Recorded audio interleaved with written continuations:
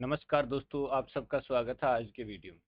और आज का वीडियो हम अंतरा भाग 2 के महत्वपूर्ण 60 प्रश्नोत्तर को देखेंगे। तो दोस्तों, जैसा कि आप जानते हैं, ये प्रश्नोत्तर व्याख्याता परीक्षा के लिए भी महत्वपूर्ण है और साथ ही साथ सेकंड ग्रेड के लिए भी महत्वपूर्ण है। दोस्तों, अगर आप भारत के किसी भी राज्य में एनसीईआरटी कोर्स से जुड़े हुए हैं और हिंदी साहित्य आपके है 12वीं कक्षा में, तो उसके लिए भी ये प्रश्नोत्तर उपयोगी। दोस्तों, अगर वीडियो आपको पसंद आए तो शेयर ज़रूर करना। सब्सक्राइब की तो मैं नहीं कहूँगा, क्योंकि आप लोगों ने पहले ही बहुत सारा स्नेह आशीर्वाद आप लगातार 2 साल से देते रहे हैं। काफ़ी अच्छी से अच्छी मात्रा में आपने सब्सक्राइब कर रखा है। तो दोस्तों, देखते हैं और अपने प्रश्नोत्तर को गति देते हैं। सूर्यकांत त्रिपाठी निराला का जन्म कब हुआ? निराला जी का जन्म कब हुआ? निराला जी का जन्म 1898 में, यानी 1898 के अंदर बंगाल में मेदिनीपुर जिले के महिसादल गांव में हुआ था। सूर्यकांत त्रिपाठी निराला जी का जन्म 1898 में बंगाल के मेदिनीपुर जिले के महिसादल गांव के अंदर हुआ था। नेक्स्ट क्वेश्चन की तरफ बढ़ते हैं।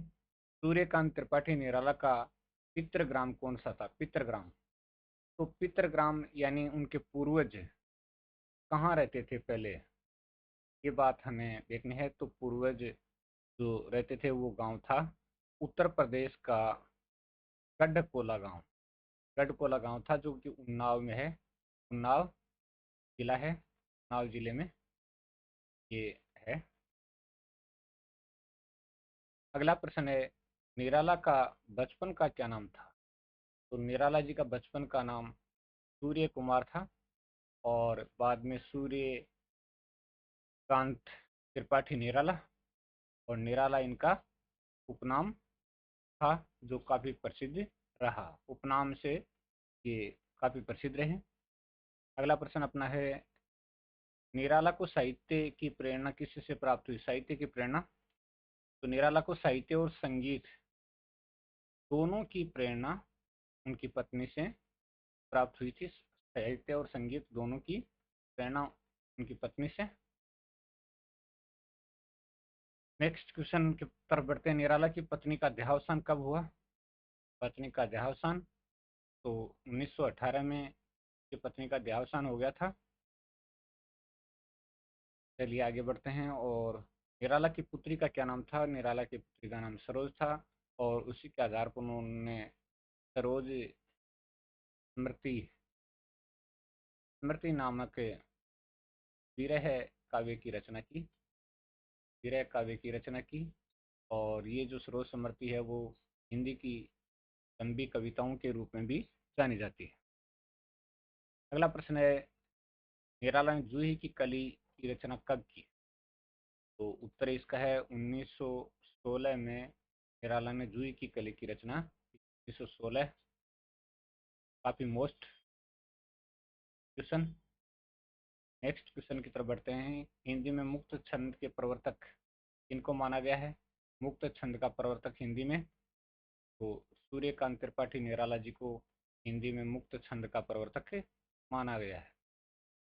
अगला क्वेश्चन है, रामकृष्ण मिशन द्वारा प्रकाशित समन्वय पत्रिका से निराला जी कब जुड़े? 1922 में ये रामकृष्ण मिशन से जो समन्वय पत्रिका प्रकाशित होती थी से का जुड़ा हुआ। निराला जी मतवाला के संपादक मंडल में कब शामिल हुए? 1923-24 में मतवाला जो पत्र है उसके संपादक मंडल में शामिल हुए थे। नेक्स्ट क्वेश्चन, निराला जी का देहावसान कब हुआ? तो 1961 में। 1961 में इलाहाबाद में निराला जी का देहावसान हुआ। इलाहाबाद में। राम की शक्ति पूजा, राम की शक्ति पूजा और तुलसीदास प्रबंधात्मक कविताओं की की रचना किसने की? तो राम की शक्ति पूजा और तुलसीदास जैसी प्रबंधात्मक कविताओं की रचना सूर्यकांत त्रिपाठी निराला ने की थी। और तुलसीदास में मानव मूल्यों को प्रतिष्ठापित किया है, मानव मूल्यों को। और राम की शक्ति पूजा भी एक लंबी कविता के रूप में जानी जाती है। अगला है, निराला के किन रचनाओं में तत्सम प्रधान पदावली देखने को मिलती है? तत्सम प्रधान यानी इसमें तत्सम शब्दों की बहुलता हो। तो दो हैं, राम की शक्ति पूजा और तुलसीदास। तुलसीदास स्वतंत्र रूप में है और राम की पूजा अनामिका भाग 2 में है। अनामिका भाग 2 में संकलित है और तुलसीदास स्वतंत्र है, स्वतंत्र पुस्तक का रूप है इसमें। अगला प्रश्न देखते हैं, निराला की किस रचना में बोलचाल की भाषा का सृजनात्मक प्रयोग मिलता है? बोलचाल की भाषा का सृजनात्मक प्रयोग भिक्षुक कविता में देखने को मिलता है। भिक्षुक कविता में बोलचाल की भाषा का सृजनात्मक प्रयोग देखने को मिलता है। नेक्स्ट क्वेश्चन है, निराला की प्रमुख काव्य कृतियों के नाम बताइए। तो परिमल, परिमल नाम की एक संस्था भी थी दोस्तों। गीतिका, अनामिका और अनामिका टू, अनामिका टू भी है। तुलसीदास, कुकुरुमता, अणिमा और नए पत्ते, बेला, अर्चना, आराधना, गीतगुंज। परिमल, गीतिका, अनामिका, अनामिका भाग 2, तुलसीदास, कुकुरुमता, अणिमा, नए पत्ते, बेला, अर्चना, आराधना, गीतगुंज। अगला क्वेश्चन अपना है, बिल्लेसुर बकरिया, बिल्लेसुर बकरिया उपन्यास के लेखक का नाम बताइए। सूर्यकांत त्रिपाठी निराला का ये उपन्यास है, बिल्लेसुर बकरिया। नेक्स्ट क्वेश्चन है, गीत गाने दो, कविता के कवि का नाम बताइए। सूर्यकांत त्रिपाठी निराला की ये कविता है, गीत गाने दो। नेक्स्ट है, सरोज समृति रचना की रचनाकार, यानी लंबी कविता है और लंबी विरह कविता है और इसके रचनाकार सूर्यकांत त्रिपाठी निराला है। सरोज समृति रचना किसके जीवन पर आधारित है? निराला की दिवंगत पुत्री सरोज के जीवन पर आधारित है। तो निराला की जो दिवंगत पुत्री सरोज थी, उसके जीवन को आधार बनाकर एक तरह से विरह से भरपूर इस लंबी कविता की रचना की थी। इसको हिंदी का वीर काव्य कहा जाता है। निराला का संपूर्ण साहित्य इस नाम से प्रकाशित हुआ। निराला रचनावली 8 खंडों में प्रकाशित हुआ है और इस प्रकार के प्रश्न आमतौर पर कई बार परीक्षाओं में पूछे भी जाते हैं दोस्तों। नेक्स्ट क्वेश्चन, जयशंकर प्रसाद का जन्म कब हुआ? 1879 में, नहीं 89 में, 89 में काशी में हुआ था। 1889 और काशी के अंदर इनका जन्म हुआ था। ठीक, उसके बाद है अगला प्रश्न, जयशंकर प्रसाद ने स्वाध्याय द्वारा किन किन भाषाओं के साहित्य का अध्ययन किया? संस्कृत का, पाली का, उर्दू का और अंग्रेजी भाषा के साहित्य का इन्होंने अध्ययन किया। जयशंकर प्रसाद ने स्वाध्याय के द्वारा संस्कृत, पाली, उर्दू, अंग्रेजी भाषाओं के साहित्य का अध्ययन किया था, यानी खुद के द्वारा। 8वीं तक की पढ़ाई इनकी स्कूली शिक्षा हुई थी।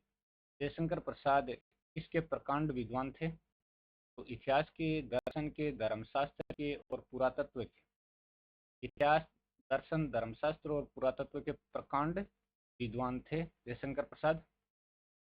जयशंकर प्रसाद मूलतः थे, तो जयशंकर प्रसाद मूलतः कवि थे और कामायनी इनका महाकाव्य है। छायावाद का महाकाव्य भी कहा जाता है इसको। और इन्होंने गद्य भी लिखा, में निबंध भी हैं और इसके साथ साथ कहानी भी हैं, उपन्यास भी हैं, लेकिन मूलतः कवि माने जाते हैं। जयशंकर प्रसाद के साहित्य का मुख्य ये स्वर है दोस्तों। स्वर क्या है? स्वर राष्ट्रीय जागरण है। राष्ट्रीय जागरण इनके काव्य का मुख्य स्वर है। अगला प्रश्न अपना है, जयशंकर प्रसाद की कहानियों और कविताओं में किसकी झलक मिलती है? कहानी और कविताओं में किसकी झलक मिलती है? भारतीय संस्कृति और जीवन मूल्यों की झलक मिलती है। भारतीय संस्कृति और जीवन मूल्यों की झलक मिलती है इनकी कहानियों और कविताओं में।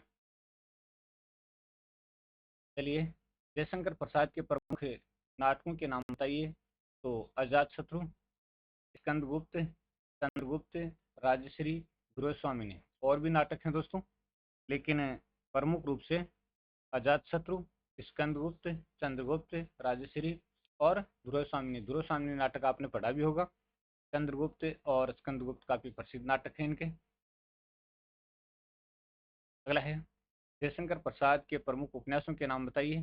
तो कंकाल, तितली और इरावती। और ये इनका अपूर्ण उपन्यास है, यानी इसको ये पूरा नहीं कर पाए, पूरा नहीं लिख पाए। तो इरावती इनका अपूर्ण उपन्यास है। जयशंकर प्रसाद के प्रमुख कहानी संग्रहों के नाम बताइए। कहानी संग्रह, और इनके कहानी संग्रह के नाम देखते हैं। आंधी, इंद्रजाल, छाया, प्रतिध्वनि और आकाशदीप। आंधी, इंद्रजाल, छाया, प्रतिध्वनि और आकाशदीप इनके कहानी संग्रह हैं, प्रमुख कहानी संग्रह। चलिए आगे बढ़ते हैं। काव्य और कला तथा अन्य निबंध। काव्य कला तथा काव्य कला तथा माफ कीजिए, काव्य और कला तथा अन्य निबंध। निबंध संग्रह के रचनाकार का नाम बताइए। तो रचनाकार, जैसा कि आप जानते हैं, काव्य और कला तथा अन्य निबंध निबंध संग्रह के रचनाकार हैं जयशंकर प्रसाद। जयशंकर प्रसाद जी हैं। नेक्स्ट है, जयशंकर प्रसाद के काव्य संग्रहों के नाम बताइए। काव्य संग्रह झरना, आंसू, लहर, कामायनी, कानन, कुसुम और प्रेम पथिक। कामायनी महाकाव्य है और इसको छायावाद का आधार ग्रंथ भी कहा जाता है,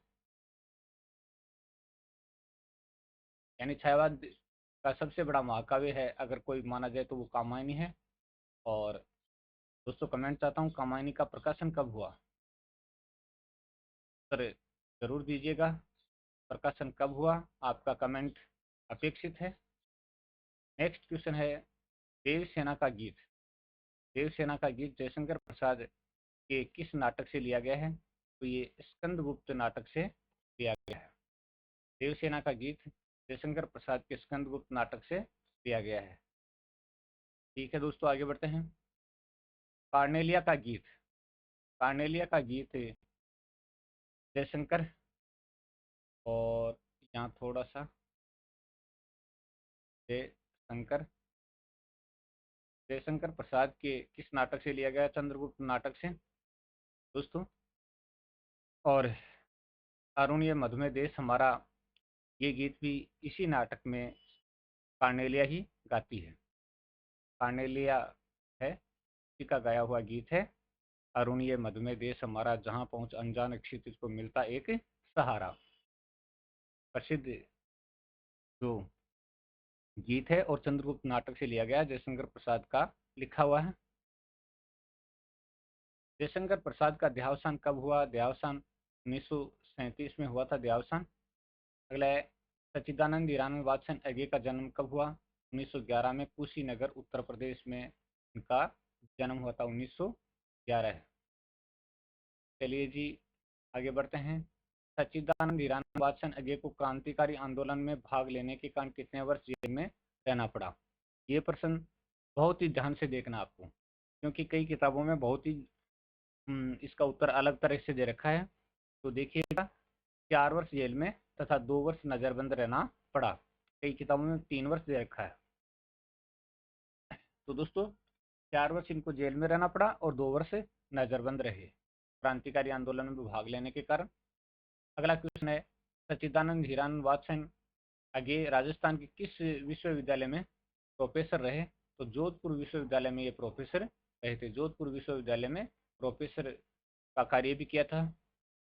नेक्स्ट है, सच्चिदानंद हीरानंद वात्सन अगे ने किन किन पत्रों और पत्रिकाओं का संपादन किया, यानी पत्र पत्रिकाओं का संपादन किया? तो दिनमान, नवभारत टाइम्स, सैनिक, विशाल भारत, प्रतीक और नया प्रतीक का संपादन किया। दिनमान का, नवभारत टाइम्स का, सैनिक का, विशाल भारत का और प्रतीक का और नया प्रतीक का। तार सप्तक, पहले का नाम तार सप्तक था, फिर दूसरा सप्तक, फिर तीसरा सप्तक और फिर चौथा सप्तक। का संपादन किसने किया? ये 4 थे। कई आपको 3 देखने को मिलते हैं, ये 4 थे। पहले का नाम था तार सप्तक और प्रत्येक में 7-7 कवि थे और कुल 28 कवियों का एक ये रचनाओं का संकलन है चारों में, और ये आपको याद रखने पड़ेंगे।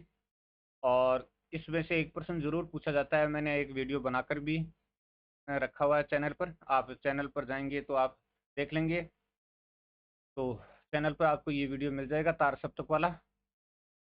तो यानी पूरा आपके सामने प्रस्तुत किया हुआ है। सच्चिदानंद हीरानंद वात्स्ययन अगे ने इनका संपादन किया था चारों का, ठीक है। और कमेंट में अगर आप चारों की तिथि देश के हैं, तिथि यानी सन देश के हैं, तो और भी बढ़िया है। सच्चिदानंद हीरानंद वात्स्ययन अगे के उपन्यासों के नाम बताइए, तो उपन्यासों के नाम शेखर एक जीवनी, नदी के द्वीप, अपने अपने अजनबी। तो नदी के द्वीप के कितने भाग हैं दोस्तों? आपको ये कमेंट करना है, नदी के द्वीप उपन्यास के कितने भाग हैं, तो आप जरूर कमेंट कीजिएगा। अगला प्रश्न है, सच्चिदानंद हीरानंद वात्स्ययन अगे की यात्रा वृत्तांतों के नाम बताइए। अरे यायावर रहेगा याद और एक बूंद सहसा उछली। 2 यात्रा वृत्तांत, अरे यायावर रहेगा याद, एक बूंद सहसा उछली। नेक्स्ट क्वेश्चन अपना है, सच्चिदानंद हीरानंद वात्स्ययन अगे के निबंध संग्रहों के नाम बताइए। त्रिशंकु और आत्मनेपद। त्रिशंकु और आत्मनेपद निबंध संग्रह। त्रिशंकु नाम का एक कहानी संग्रह भी है दोस्तों। कहानी संग्रह आप नाम बताइए किसका है? मैंने वीडियो में प्रश्न दिया हुआ है इसका, तो अगर आपने देखा है तो निश्चित तौर पर याद आ गया होगा। सच्चिदानंद हीरानंद वात्स्ययन अगे के कहानी संग्रहों के नाम बताइए। तो इनके कहानी संग्रह कौन कौन से कहानी संग्रह हैं, चलिए देखते हैं। विपथगा, परंपरा, कोठरी की बात, शरणार्थी, जयदोल, ये तेरे प्रतिरूप। तो ये कहानी संग्रह है विपथगा, परंपरा, कोठरी की बात, शरणार्थी, जयदोल, ये तेरे प्रतिरूप कहानी संग्रह हैं सच्चिदानंद हीरानंद वात्स्ययन अगे जी के। नेक्स्ट है, अगे जी को किस प्रकार का कवि कहा जाता है?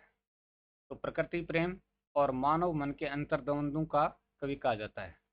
प्रकृति प्रेम और मानव मन के अंतर्द्वंदों का कवि कहा जाता है सच्चिदानंद हीरानंद वात्स्ययन अगे जी को।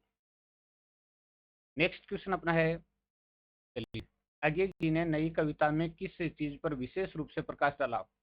व्यक्ति की स्वतंत्रता का आग्रह और बौद्धिकता के विस्तार पर प्रकाश डाला। व्यक्ति की स्वतंत्रता का आग्रह किया और बौद्धिकता के विस्तार पर इन्होंने प्रकाश डाला नई कविता में। नेक्स्ट क्वेश्चन है, सच्चिदानंद हीरानंद वात्स्ययन अगे के काव्य संग्रहों के नाम बताइए। काव्य संग्रह कौन कौन से हैं?